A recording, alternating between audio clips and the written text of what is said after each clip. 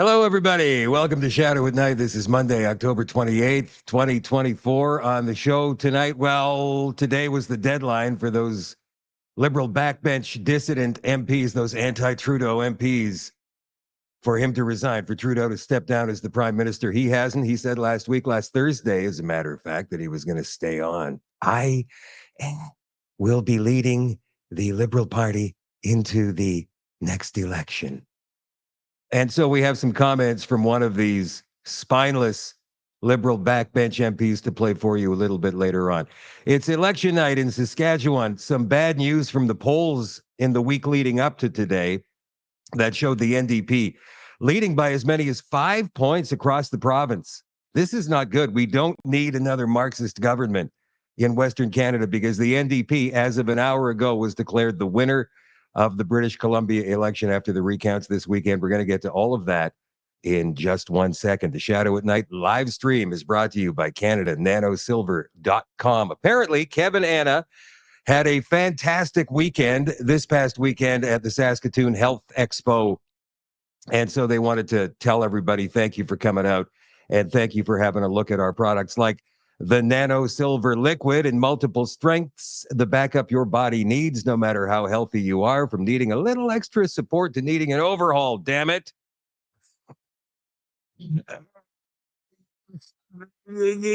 For SilverCeuticals immune support, that's what you need. It's light enough for everyone, but strong enough for those who really need it. Again, 2 strengths it's available in. Nano Silver Solution, deionized water, 99.99% pure silver in unique nano silver particle structure. This and all of the other fantastic products are available at CanadaNanoSilver.com. Again, that is CanadaNanoSilver.com. If you're looking for a retail location near you, there's over 30 across the country: Alberta, BC, Manitoba, Newfoundland, Ontario, Quebec, and Saskatchewan. Find one on the retail locations tab at CanadaNanoSilver.com. If you want to become a retailer of these awesome products, get a hold of Kevin and Anna through the contact tab, CanadaNanoSilver.com. All right. In about an hour or a little less than an hour, the polls will be closing in Saskatchewan. We're going to follow that on the extension on ShadowDavis.com tonight, just after 9 o'clock Central, to see who wins this. But I'll tell you, it's alarming because Manitoba, Marxist. BC, Marxist.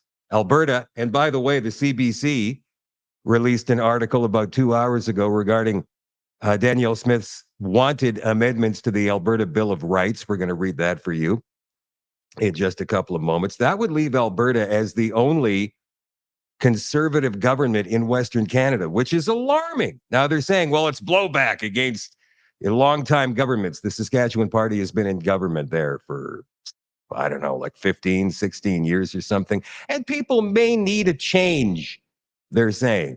But why do we have to go NDP? Because that's really the only, it's such a long and convoluted, we're in this 2-party system. This is the magician's choice. What's in this hand? What's in this hand? Well, they're both empty, but you got to pick one. So I'm going to pick this. Oh, look at that. You didn't win anything. It's in this hand right here. Little sleight of hand.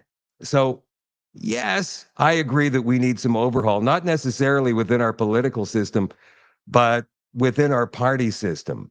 These political parties get away with so much. And really, what do they give us? Over and over and over again, except the same old, same old, same old. So we're going to get to the results of this as the evening goes on. BC Lieutenant Governor asks NDP leader David Eby to form government. Now, apparently, one of Eby's top advisors is a foreign-influenced reporter, according to a press conference we saw earlier today. So is David Eby, the leader of the NDP and once again the premier of British Columbia, influenced by China? We're going to play video of that for you a little bit later on. Whether the NDP will have a majority or minority government is still not decided. These recounts happened today and yesterday, and they finally finished about 2 hours ago. So David Eby says he was asked today by Lieutenant Governor Janet Austin to form the next government. Austin's request came hours after CBC News projected EB as the winner of this 2024 provincial election following a day-long recount of razor-thin margins, critical ridings that gave his party a narrow win. So here's where it sits right now, because they're still not done. They're still not done. The NDP has been elected in 46 ridings and is leading in one. So that's a change of one seat, which is all they need for a majority. The Conservatives elected in 43 and leading in one. The Greens have got 2. So they need 47 seats, the NDP, to have a majority. The victory is a result of Monday's absentee and special ballot counts in the most competitive ridings, which took place 10 days after the October 19th final voting day, where a clear winner did not emerge. Key to securing the win was NDP candidate Dana Lajeunesse in Juan de la Fucamalahat, projected elected by CBC News, with a lead now of 125 votes over conservative Marina Saposnikov, who the CBC is now trying to paint as a racist, according to some leaked audio from an interview that she supposedly gave in the days leading up to the election. And here is that story.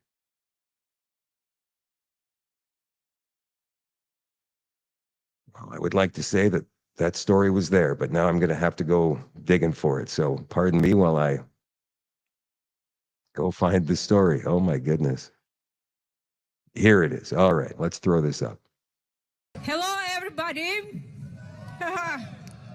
My name is Marina Saposnikov. The race for the Wanafuka-Malahat riding is still going as Elections BC tabulations of mail-in ballots are underway, and a recount starts Sunday. Ahead of those results, Conservative candidate Marina Saposnikov is coming under fire after commenting during an interview about the state of First Nations people while using a slur. They didn't have any sophisticated laws. They were savages. They fought each other all the time. To have someone say things like that in 2024 is it's pretty bizarre. Vancouver Island University student Alonia Lasinik was in the room and recorded the conversation as part of a class assignment. But the interview quickly took a turn when Lasinik told her that she was majoring in Indigenous studies. It's all lie. What do you mean? It's they rewrite Indigenous history. Like Well, they make them like Indigenous people. They were hunters and gatherers. They make them some enlightened people. As the conversation continues, Lasinik challenged her points. but they weren't savages either. Not 100% savages, maybe 90% savages. They didn't have science. They didn't have a wheel. The candidate also called Indigenous peoples simple. Indigenous people were very simple people who fought each other tooth and nail all the time, who don't have any. Okay, so clearly Miss Saposnikov is talking about the Indigenous people from about 120 or 130 years ago. She is not discussing them as they are today. But of course, you know the left. Special Indigenous knowledge. No, they don't. There's only one type of knowledge, and it's called scientific method. Party leader John Rustad called her comments inaccurate and harmful. His party is working to address Indigenous history honestly, and Saposhnikov's comments do not reflect their values.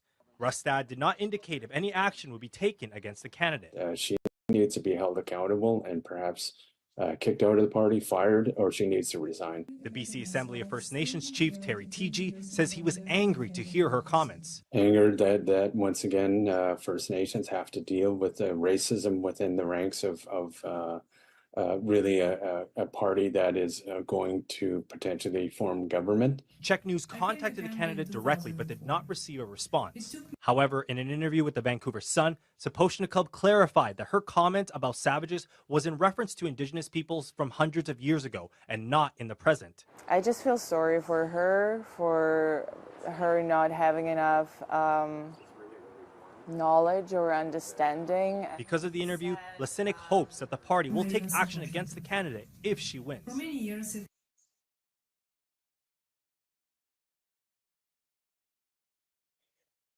I would suggest that 120, 200 years ago, many indigenous peoples in North America were quote unquote savages by today's standards.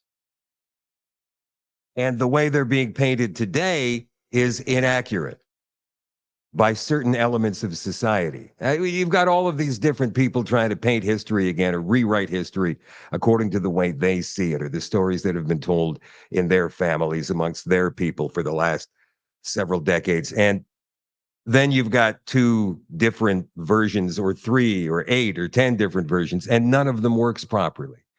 But that's what critical race theory is about, man. It's about rewriting and tearing down everything that was, being unburdened by what was. Right? That Marxist quote that Kamala Harris keeps jamming down our throats over and over again. She was holding rallies this past weekend. Bruce Springsteen, Beyonce, a couple of big name pop stars who showed up and sang at these rallies. And at one of these rallies, there was a young Harris supporter. They tried to paint as an organizer of Harris's campaign one of the areas in Texas. Turns out that it wasn't her. And that's why I'm so happy that I don't automatically retweet things or post things when people post them, because you got to vet the information first. You just have to. That turned out to be wrong. Nonetheless, a young Harris supporter did yell in the face of a looked to be a 2 or 3-year-old girl in a stroller. And we've got video of that to play for you. These liberal, by the way, we don't have Rumble tonight for some reason. I'm not sure what's happening. Everything should be working on Rumble, but from this end, it isn't. So hopefully you guys came over to Facebook or to YouTube or to Twitch or X or Telegram or shadowdavis.com. We do have some excerpts of the Joe Rogan Donald Trump interview, 3 hours long, that was released on Friday. 10 million views overnight from Friday to Saturday. So far, it's been viewed on Joe Rogan's YouTube channel alone 35 million times. No idea yet how many downloads on Spotify. And then, of course, all the bootlegs out there as well. Some people will be showing excerpts on TikTok. Some people will be showing excerpts on Rumble and whatnot. So I'm thinking that this thing, at least in some form, has been seen 100 million times. I can't even begin to imagine. All right, so no Rumble tonight. Hopefully you guys have come over to one of the other platforms, or you've become a subscriber on shadowdavis.com. All access pass holders get the extra content every single night and access to that content whenever you want it. So last week we were talking about this big liberal revolt and all of these anti-Trudeau MPs, up to 50 of them. They never really nailed down a number. 24, they said. Then it was 30, and maybe there were 40 disgruntles, and as low as 15 or 20. So what happened? Where are they today? Today is their deadline. Today is the day that Trudeau is supposed to step down, or else. Well, what's the or else?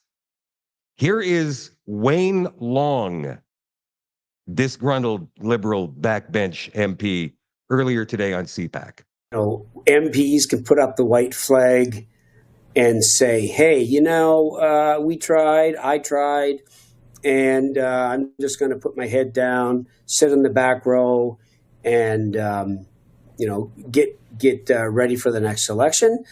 I know there was some MPs musing about, non-confidence votes and things like that. I'm not into that. I don't want to defeat our government. That goes against, I think, really what we want to do. And then the other option would be to sit as an independent, maybe step away from caucus.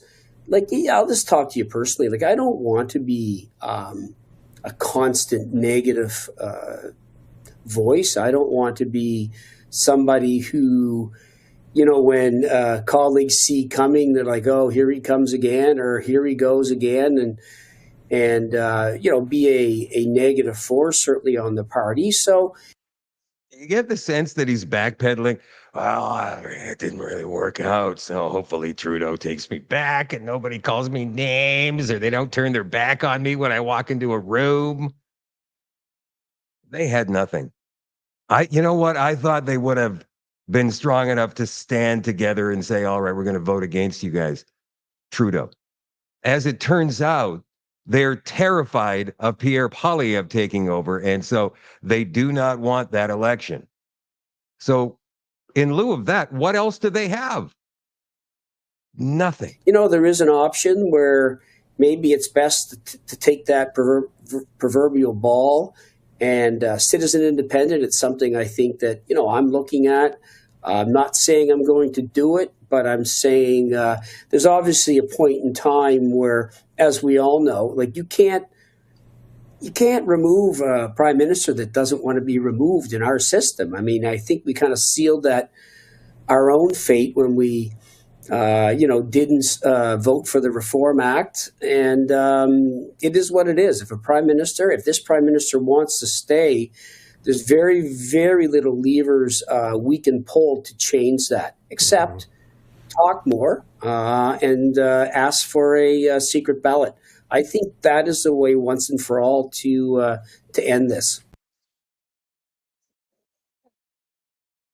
So now they're pushing for a secret ballot, knowing they are never going to get that. Why would Trudeau give them a secret ballot when they're not willing to stand up and do anything? They're not even willing to bluff him. Mr. Prime Minister, there are 24 of us.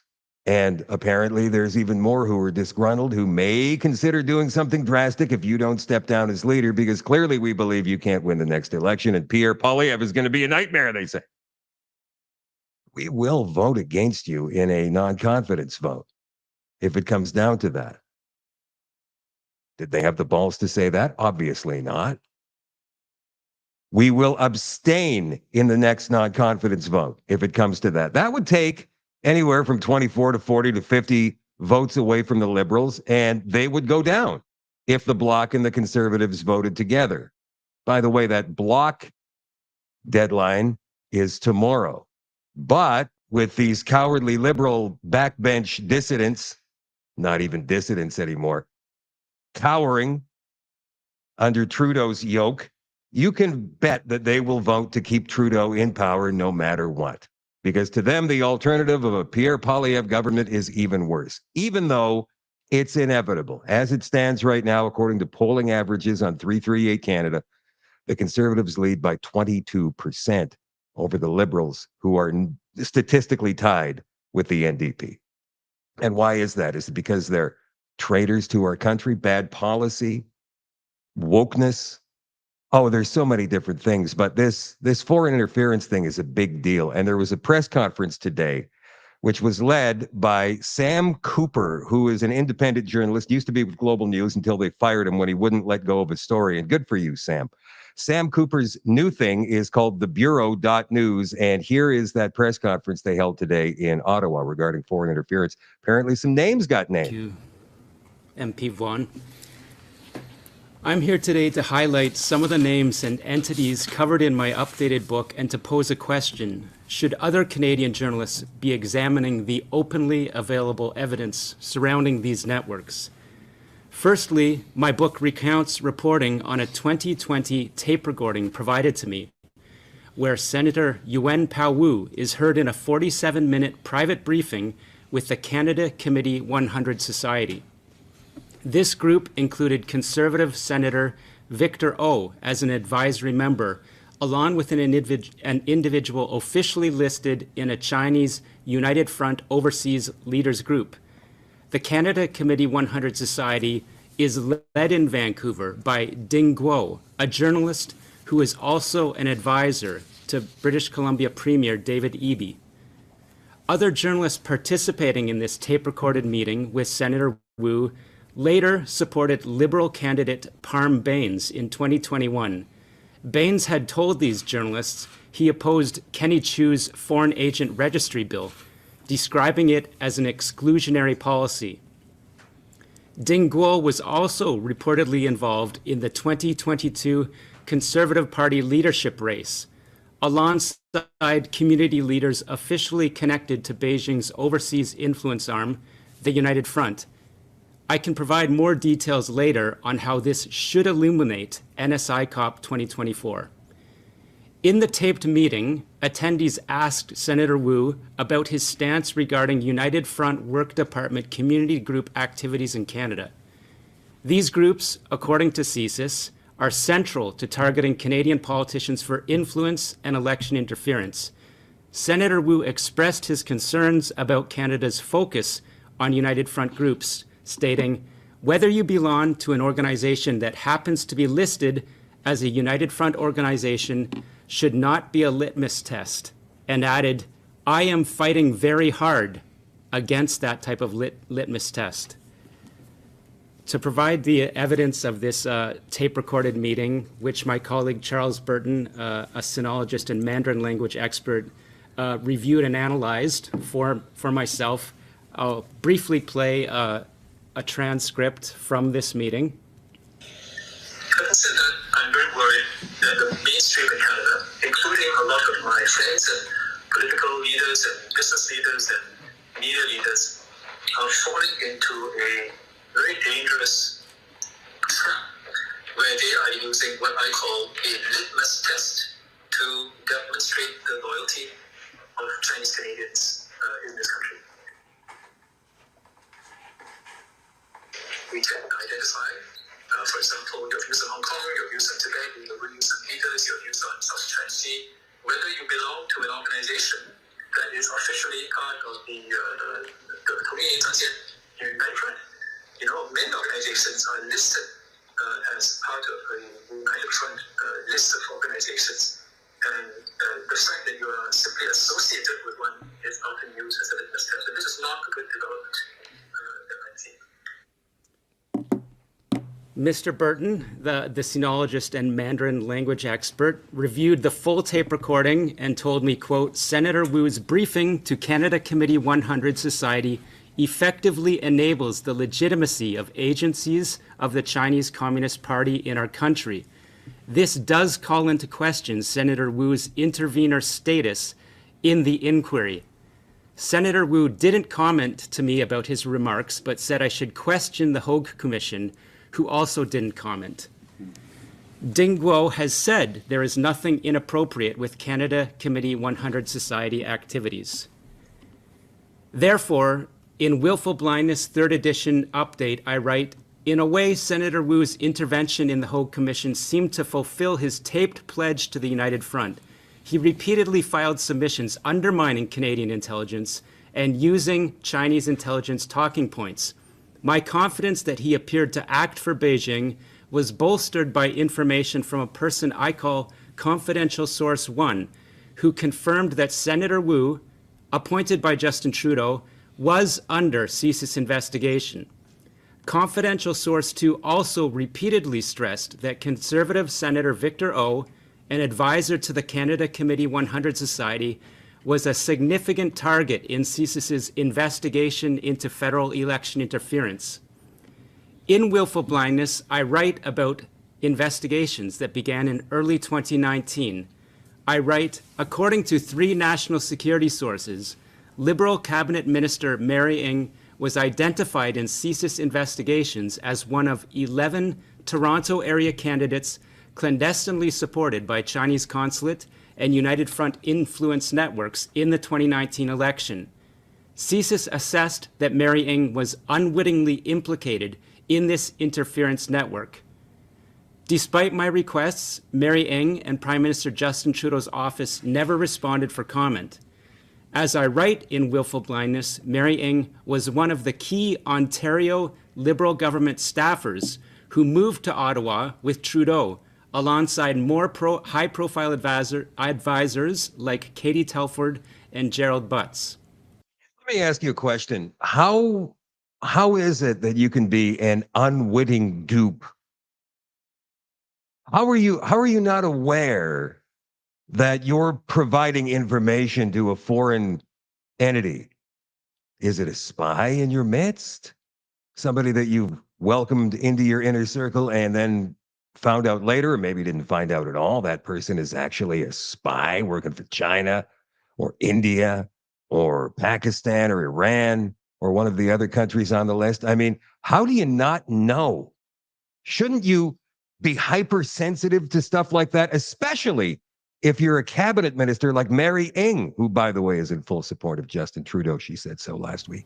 2 national security sources indicated that a specific CSIS concern was Ng's staff allegedly meeting privately with a Toronto consulate diplomat to consult on China-related issues.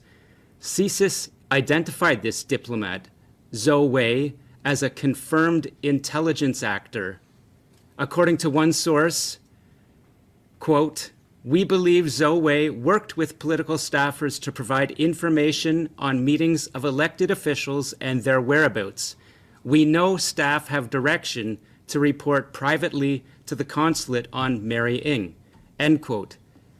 This is a critical detail hinted at in the Hogue Commission's initial report, which, for some reason, did not disclose the involvement of Mary Ng's staff with Zhou Wei or clarify what this implies about Ng's position in Trudeau's cabinet.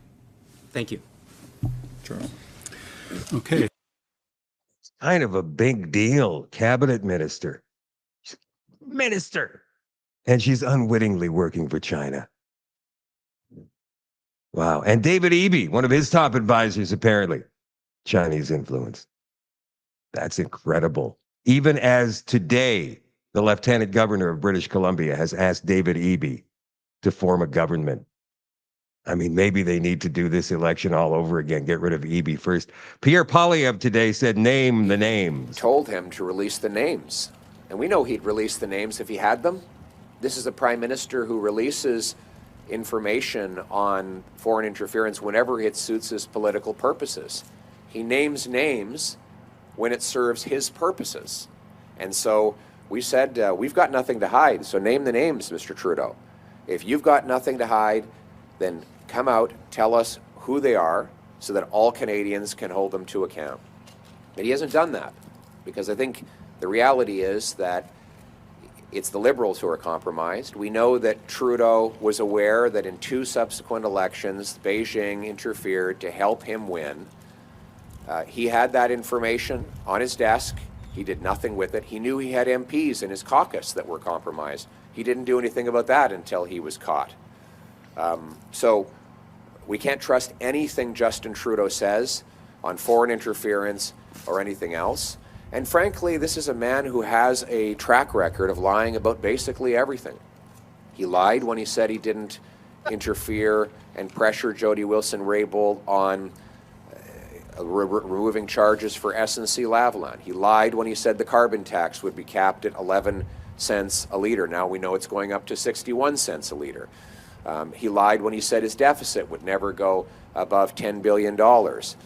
He lies more than he tells the truth, and he's lying in this case as well. Okay, so there's Pierre Poilievre. He did also announce, if he is elected prime minister, that he will get rid of the GST on new home sales, $1 million or less. And we're going to play video of that for you in just a second. PQ leader, what's his name here? I wrote it down. Paul Saint-Pierre Plamondon. Now, this is the leader of the Separatist Party in Quebec, not the Bloc. That's the federal party. Believe it or not, they've got a federal. I still can't believe that. Years and years after, I still can't believe that there is a Separatist Party allowed to sit in our House of Commons, but there is. Anyway, this is the provincial PQ, the Parti Québécois, René Lévesque. Remember him from the 70s, always smoking cigarettes? Anyway, the new leader is Paul Saint-Pierre Plamondon. And today, he talked about Trudeau cutting immigration rates over the next couple of years. Remember that announcement came out last Thursday. And this dude, after putting up with the Roxham Road nonsense for the past 10 years, does not believe one word that Trudeau says. Watch this. Trend worldwide. I have to admit, I don't believe a single word in what Mark Miller and Justin Trudeau said. Remember that they said that lowering the immigration targets was casser du sucre sur les immigrants. In the Roxham file, in the airport file, they were totally in bad faith. They associated, they went with so many declarations, such as newcomers in Canada will build their own house. Doesn't make sense. So I don't trust their honesty for a second on that topic. It's not their intention. It's not what they've done over the past years. Now, of course, for us, it's a different environment. 3 years ago, almost 3 years ago, when we asked that Roxham be closed, the context was, especially from the federal government, the context was very detrimental to the Parti Québécois. People said that we were this and that. We're no more in that environment. Yet, if you look at the figures, the impact on temporary workers from the federal program is so little. It's really not changing the situation of Quebec. And even on the permanent immigration, we are more or less in the targets of the Century Initiative because they went overboard. They went way further than the Century Initiative. Did you hear what he just said? I never thought I would ever say bravo to a separatist leader, but I'm saying it now. He's talking about the Century Initiative. I'm going to back this up just a little bit. You guys have heard me talk about the Century Initiative before. This is that plan that McKinsey, that consulting firm, came up with, I think around 2011 or 2012, that Trudeau bought into, and they've been trying to implement that well in power for the past 9 or 10 years now, right? This is about making Canada's population 100 million by the year 2100. For whatever reason, globalist, probably. But I haven't been able to tie that together yet. But here is the leader of the PQ, quite possibly the next premier of Quebec. The election there is not for 2 years, but they are leading in the polls right now over current premier François Legault by like 10%. So listen to what he says here about the Century Initiative. In that environment. Yet, if you look at the figures, the impact on temporary workers from the federal program is so little. It's really not changing the situation of Quebec. And even on the permanent immigration, we are more or less in the targets of the Century Initiative because they went overboard. They went way further than the Century Initiative, then they went further than their target. And so when they reduce it, if you take the average, we are within the Century Initiative, and that Century Initiative is wrong. It's based on the very stupid assumption that growing the GDP makes you richer. But like even a CGIP student understands that growing the size of your economy has nothing to do with wealth. So they can't be that stupid. They were intentioned. They had an intention. What is he saying here exactly? Is he with us? This guy? This guy we should all really not like so much. He wants to separate our country. That is absolutely the ultimate goal of the Parti Québécois, has been since the 1970s. But he's onto them. He knows what's going on. He knows it's intentional. This is amazing. Let's finish this. In the same way that saying that more immigration, higher immigration will solve the worker shortage, the evidence is worldwide, is constant, and it's the same case for Ontario and Quebec. It's not true, and they knew. It's impossible that they're that stupid. They knew, and I think they have a responsibility. They will have to be accountable. They will have to be accountable, just as certain media said those lies so many times. I think it's misinforming the population, and it had such a tremendous impact on our society. I can't believe that we went through those lies for so many years. Good thing that we're not in that environment anymore, but do I trust them? Do I trust any word of what they say on that topic? The answer is no. He doesn't believe Trudeau. And he doesn't believe they're that stupid. Some of us do. Some of us believe that Trudeau is that stupid and his entire cabinet.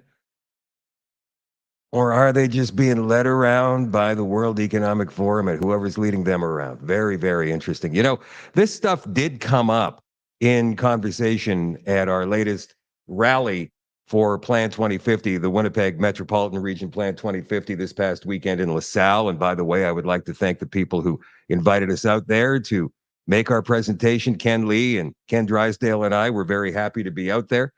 Even though I did notice Now, I was told earlier today that that area of the province in LaSalle, Manitoba, was the most heavily vaxxed area of the province between 2021 and 2023. 90% of the people in that area went ahead and got the jib jab there.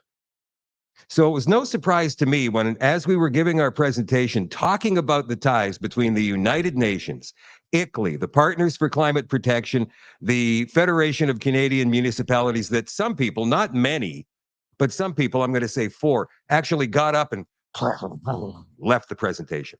They didn't want to hear that, which is part and parcel of the presentation. We have another one coming up this coming weekend, and here's the information here.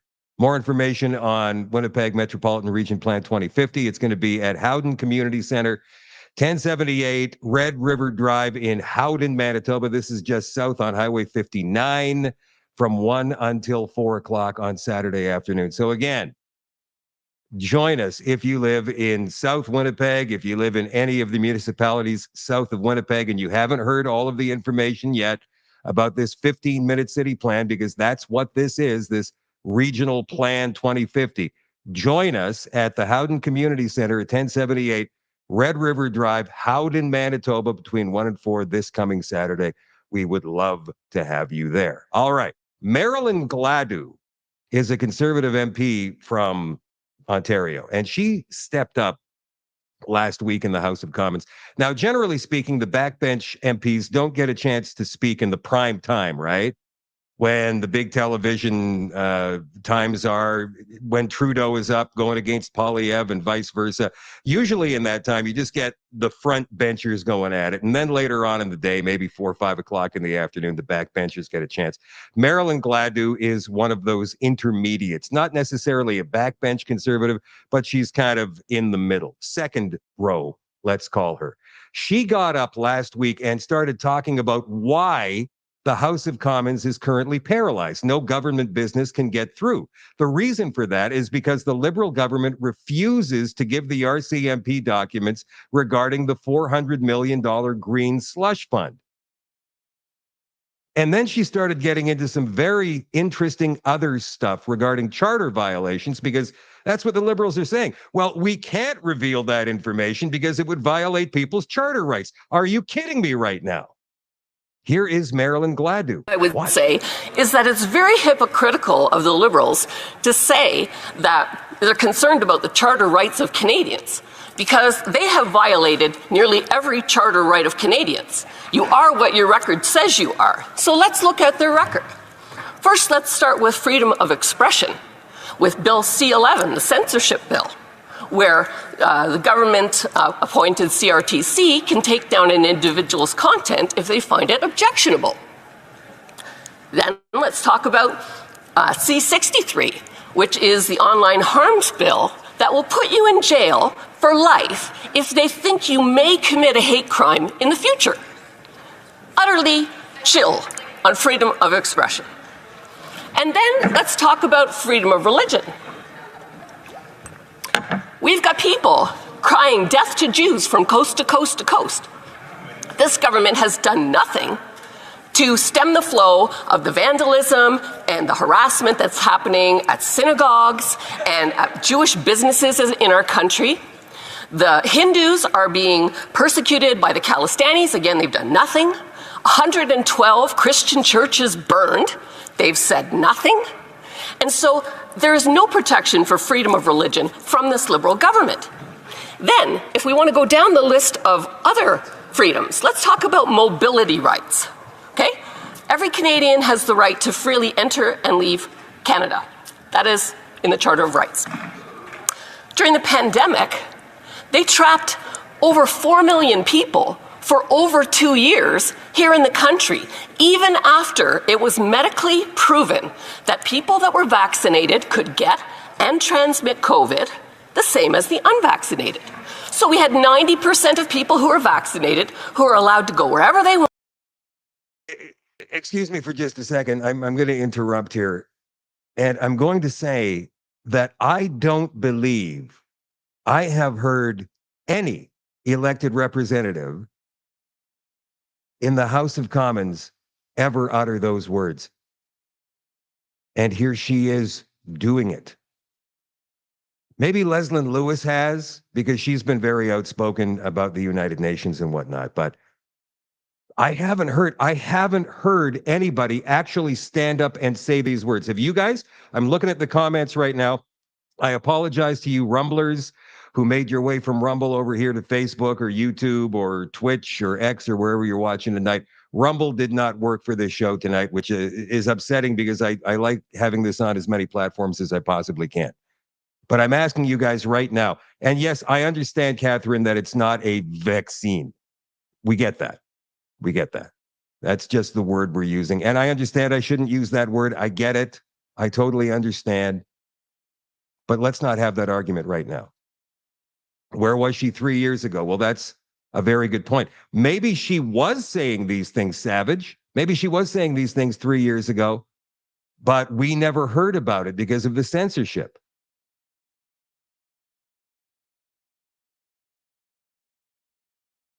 Wanda says, I've never heard those words.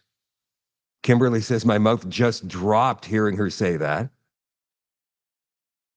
Yeah, again, you know, she's not speaking to, and I had to dig to find this. It's very difficult to find this stuff, right? Like, what? Really? I mean, this is last week she's talking about this. And again, it's later on in Parliament, right? It's not during prime time. But at least these words are now on the record. Let's continue on. Wanted an enter and leave, but we trapped those 10% that were not a higher risk in the country, separating them from their families and causing a lot of trauma. So then we get to the Emergency Measures Act. The Emergency Measures Act was ruled by the courts to be illegal. Now, I'm not sure why there's no consequences for that. If I got convicted of something, I could appeal, but I would have to appeal from prison. So I'm not sure why there's been no action on that. But they froze people's bank accounts. That's unlawful search and seizure, another charter right that they violated. And Mr. Speaker, when it comes to freedom of discrimination, you're not supposed to discriminate against anybody based on... Well, the freedom of discrimination, I think that's probably a Freudian slip, but let's continue on the last few seconds. Race, religion, age, etc. But we've seen that they do. The Canada Summer Jobs Program discriminated against people of faith that wouldn't sign the attestation. And we know that they discriminated against age when they decided to give an OAS raise to people over 75, but not between 65 and 75. Yeah, so she makes some very, very good points there that have not been made, that I've heard in the House of Commons. Generally speaking, it's about, we're going to axe the tax, we're going to build the homes, we're going to stop the crime, we're going to do all that stuff, all of the slogans that the Conservative Party has been using, and effectively for the past year and a half. And they're also playing smart politics as well. And the reason I can say that is simply this, because like I just told you, at the meeting this past weekend in LaSalle, when I started talking about UN and Ken Lee and Ken Drysdale, when we started talking about UN involvement in our local plans, people did not like that. Some people they got up, they walked out. Thinking conspiracy theorists. I mean, seriously, that group, the ones that call conspiracy theories, is probably now smaller than the actual conspiracy theory group. And I don't know how they can continue to live in that world with all of the information that is available at their fingertips. One thing that did disappoint me as well, the crowd in LaSalle was a little smaller than normal. And again, that could be because of the fact that that's the most highly vaxxed part of the province. But I actually heard, to my dismay, from people who did show up, and I want to thank everybody who showed up, even those people who walked away harumphing conspiracy theorists. Maybe you'll come back and maybe you'll hear it again. Maybe you'll be, more open-minded next time. But what I heard was, well, there's a very important Winnipeg Blue Bomber football game on television right now, and I'd rather watch that than worry about the rest of my life and everything I've ever worked for. And that boggles my mind. I can't wrap my head around that. Everything that you have ever worked for, the land that you own, whether it's a simple yard, simple home, simple yard, whether it's a few acres, whether it's a lot of land, whatever it is, the government, through a private corporation formed by the government, is telling you that we can do whatever we want to do with your land whenever we want to do it, for whatever reason we want to do it, without telling you. That is what's going on with all of these land use bylaws that are being introduced in over 400 municipalities all across the country. That's what's going on right now, and people are still not wanting to hear about it. There's a guy in Markham, Ontario right now who's got a hockey rink in his backyard, and the city there tells him he has to tear it down or we'll tear it down for you. I'm sorry, this is my property. I can do whatever I want to do with it. No, you can't. And there's that old argument about property. Do we actually have property rights in Canada? Sure, you can go ahead and buy land, but you got to pay tax on it. Well, I don't pay tax on this phone anymore. I got this phone for like $1,000 6 months ago, and I own it outright. I don't pay tax on this any longer. So if I have purchased a home and spent 25 years paying it off through some bank loan, amortization, mortgage, whatever, I shouldn't have to pay tax on it any longer. Should I? No. Property taxes? I don't think so. And yet there they are, and we don't do anything about it. Well, listen to a guy like Pierre Poilievre who says he's going to take the GST off the sale of brand new homes that are less than $1 million. Here's his announcement from today. Costs in Canada have risen 40% faster than incomes, the worst gap of any G7 country. In fact, Vancouver is now the third most expensive, Toronto the 10th in the world when you compare median income to median house prices, and homes in the United States are between 25 and 45% cheaper than they are on the Canadian side of the border, proving this is not a global problem, it is made in Canada. Now, obviously, government gatekeepers that block home building are largely to blame for the fact that we have the fewest homes per capita in the G7, even though we have the most land to build on. But there's also the taxes. In Ontario today, 1/3 of the cost of every new home is direct taxes. That does not include the indirect taxes of, for example, income tax on construction workers and businesses, or all the paperwork and delays and consultants you have to pay just to get the building permits. I'm talking about direct taxes. So let's get this clear. When you buy a new home today, more of the money you spend goes to bureaucrats than goes to the carpenters, electricians, and plumbers who actually build the house. This is insane. The number one cost for a home is government.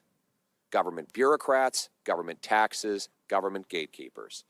All right, so he says he's going to get rid of the GST, and then the savings would be on an $800,000 home, $40,000. Not insignificant, because you add that to the price of your loan, right? So he works it out something like $2,200 a year if you break it down into 12 monthly payments. So that's decent. But in the meantime, you've got a guy like Donald Trump down in the United States who's talking about getting rid of federal income tax altogether and replacing that income with tariffs, the money from tariffs, which is hilarious. Up here in Canada, man, I mean, I don't know. Conservatives are not really conservatives, but I'll tell you what, I'm seeing a lot of comments here. I'm watching you guys in the comments. I'm trying as hard as I can to watch, but it just goes by so fast for me. But I will tell you this, that a Poilievre government, even as much as you don't like PP, as some of you call him because you're PPC bros and sisters, that's fine. So much better than a Trudeau government, who is Trudeau and his minions. They are Marxists. Same with the NDP. Provincially, locally, you got to watch out for them too in school boards and in city and town councils, and obviously in provinces. And I'm certainly hoping that Saskatchewan votes in the Saskatchewan Party tonight. As much as you loathe people who have been around for a very long time, you have to look at the benefit you're going to get from somebody like Scott Moe in Saskatchewan versus the NDP. You know what they're going to do. Even if they don't do it in the first 2 years they're in power, eventually the Marxist in them will come out and they'll start implementing Marxist policies. That's what they do. Always has been, always will be. So don't sit there and start telling me about Pierre Poilievre and what a traitor he is. And please don't tell me that he's bought and paid for. Because unless you can bring proof of that, don't bother. And I've said this before, and I'm saying it now. A Pierre Poilievre government would be infinitely better for all of us. At least it would give us runway to possibly come up with something new, or influence the Conservative Party to change some things and to lock down certain checks and balances so they can never be abused again like they have been by Trudeau and his ilk for the past 5 years. And get rid of some of this burdensome government. I mean, look at this. CRA paid out millions in illegitimate tax refunds to hackers. This is a story from True North.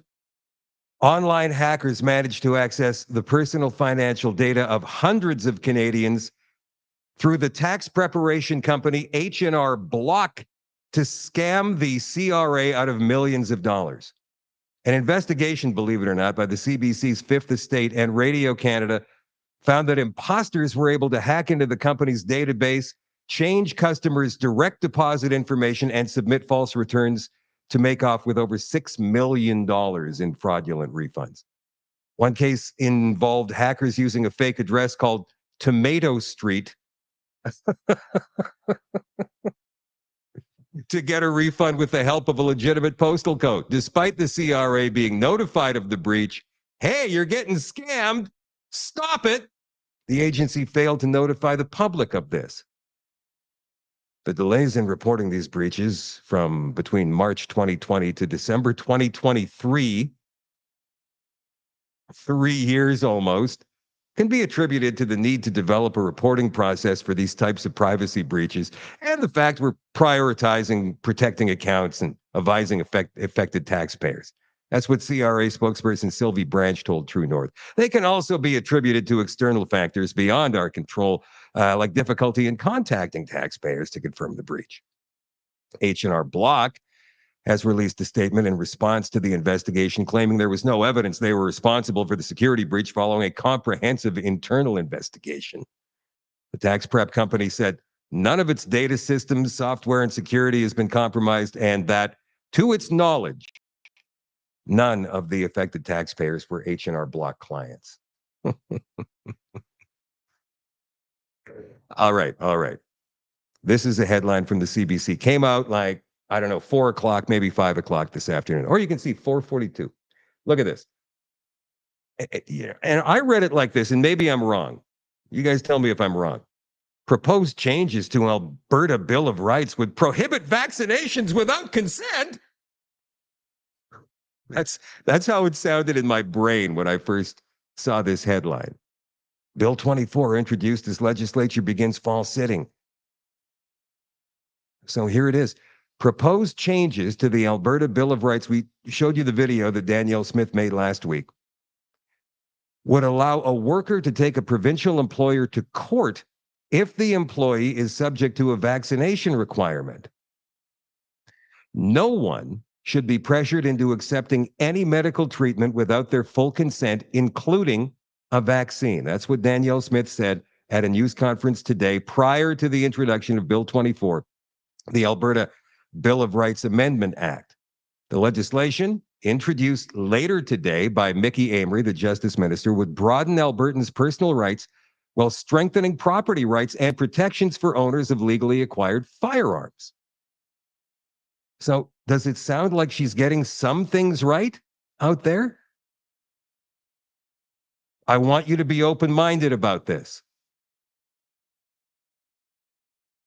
If passed, and it will, Bill 24 would protect a person from being coerced into receiving medical care, treatment, or a procedure, but not if, quote, that individual is likely to cause substantial harm to themselves or others, unquote, a briefing document on the bill says. So does that mean that, well, a vaccination would be an exception according to officials? That's good. That's good. Okay, that's good. If the bill passes as written, no one can force a person to be vaccinated to prevent harm to themselves or others.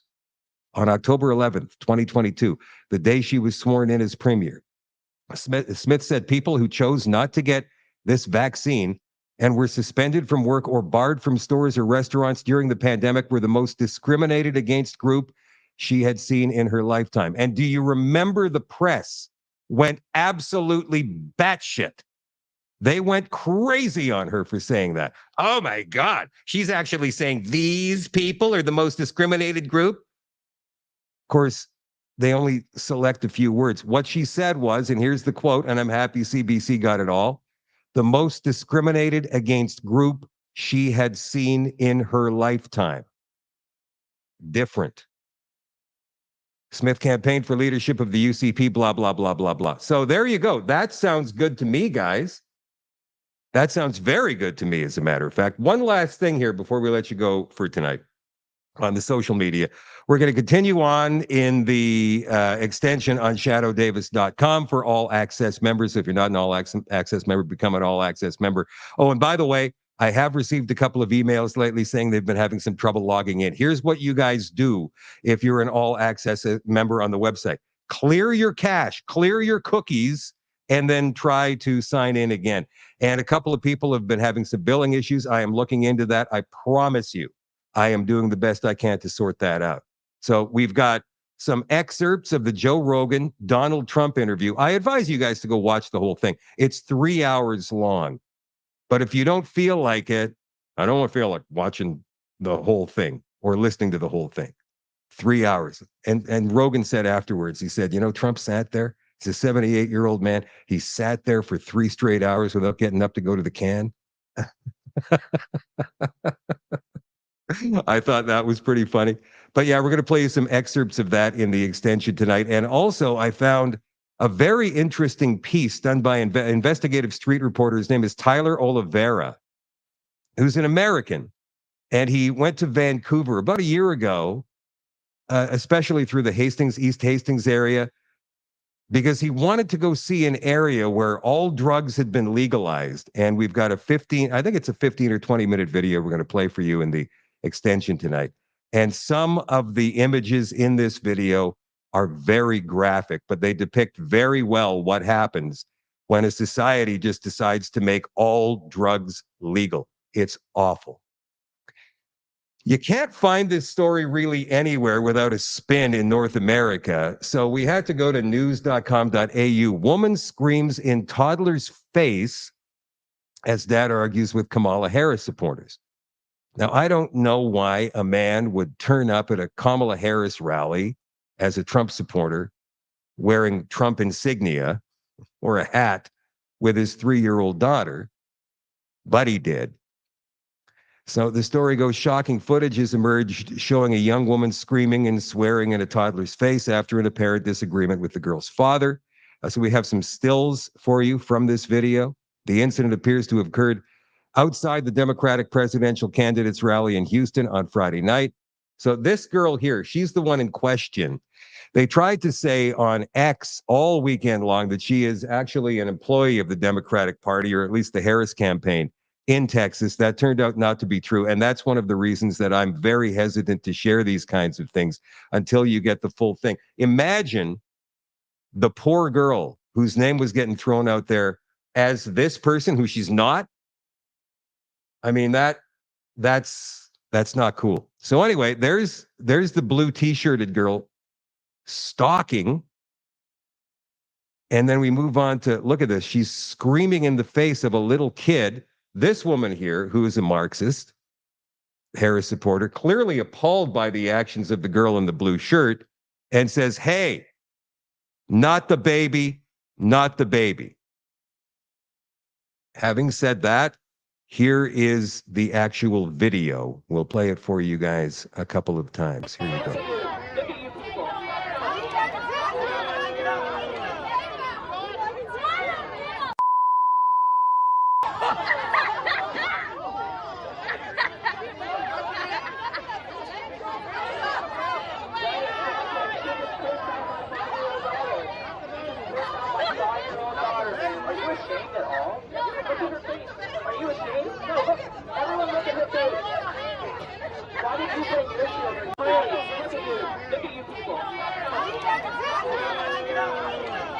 There it is again.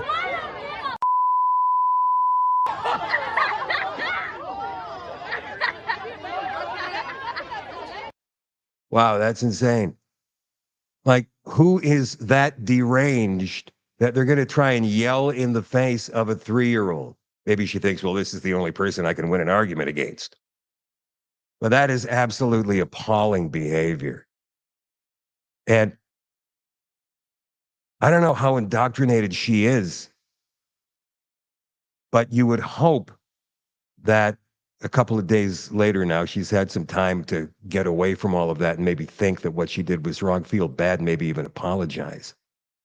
I don't know why a dad who is clearly against the Harris campaign would bring his little girl out to a place like that, knowing she could be put in danger, because these people are unhinged in many cases, not all of them. So I'm not going to say only one person is at fault here, because you get a babysitter, man, or you stay home and you take care of your kid, in my opinion. I do have one more thing for you guys here. It's a video put up by Billboard Chris. He doesn't get a lot of this, he says, so he was happy to share it with us. What's your name? My name's Clementine. Nice to meet you. I've actually seen your stuff online, and I'm a huge fan. I was on puberty blockers. I started when I was 12, and I was on testosterone from 14 to 17, and I got top surgery at 17. Totally messed my life up. So I just want to say you're doing a good thing. I can't believe people disagree with you on this. As a former child transitioner, I'm just appalled that people have anything to question you about. So well, I'm so sorry you had to go through all that. I'm glad you are through it now. Thank you so much for speaking up. That's extremely valuable, because a lot of people are afraid to. Yeah. So do you mind if we have a little conversation about it? Yeah. Okay, come on in this way just a little bit. Oh yeah, for sure. Hi. So your name again? My name's Clementine. Clementine. So Clementine went on puberty blockers at what age? 12. And you detransitioned at? I detransitioned earlier this year, actually, but I'd been going off testosterone since about 17, because it gave me psychosis. When did they put you on testosterone? I was 13. Wow. And when did you have a double mastectomy? I had a double mastectomy at 14. I'm currently going through the process of getting reconstructive surgery, and it was harder to get that approved. I actually wasn't able to get it approved by my insurance. Right. But it was much harder to get surgery for that than it was to actually get the original top surgery procedure. For everyone watching this who says this isn't happening, well, it happened to Clementine. At 14, a double mastectomy, puberty blockers at 12, testosterone at 13. How old are you now? I'm 20 now. I just turned 20.